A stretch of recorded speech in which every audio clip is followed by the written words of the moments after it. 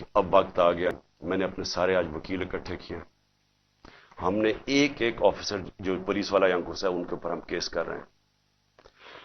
ہم Lahore high court میں contempt لکھوا رہے ہیں کہ جس طرح انہوں نے میرے گھر کے اوپر ہلہ بولا ہے. میں الیکشن کمیشن کو آج پوچھتا ہوں کہ آپ کو شرم نہیں آتی جس طرح کی آپ نے کیئر ٹیکر گورنمنٹ بنائی ہے. ہم نے پہلے دن سے آپ کو کہا کہ یہ جو آدمی محسن نقوی جو آزرداری کا بیٹا ہے کیا یہ نیوٹرل کیئر ٹیکر بنے گا؟ اس طرح کا کیریکٹر لیس آدمی جس کے اندر کوئی اخلاقیات ہی نہیں ہے، کیا اس کو یہاں اوپر بٹھا کے یہ الیکشن کروائے گا؟ وہ سارا کچھ کر رہا ہے سوائے الیکشن کروانے کے. کیا الیکشن کمیشن آپ کو سمجھ نہیں آ رہی کہ اپنی آپ کتنی بے عزتی کروا رہے ہیں، ملک میں اپنے آپ کو کیسے ننگا کر رہے ہیں؟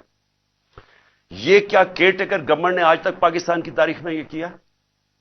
اس طرح کی انتقامی کارروائی کبھی کسی کیئر ٹیکر نے گورنمنٹ نے کیا؟ کیا یہ کام ہے کیئر ٹیکر گورنمنٹ کا؟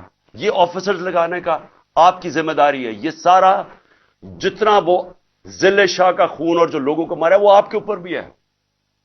اس کے اوپر نقوی اور یہ محسن نقوی پہ بھی کیس ہم انشاءاللہ ہمارا قتل کا ہوگا، ذل شاہ کا. یہ آئی جی اس کے اوپر بھی کیس ہوگا اور جتنے پولیس آفیسر انوالوڈ ہیں ہم سب پہ کیس کریں گے. میں اپنی آج عدلیہ کو کہنا چاہتا ہوں کہ یہ میں آپ کے اوپر بہت بڑا یہ آپ کے لیے چیلنج ہے.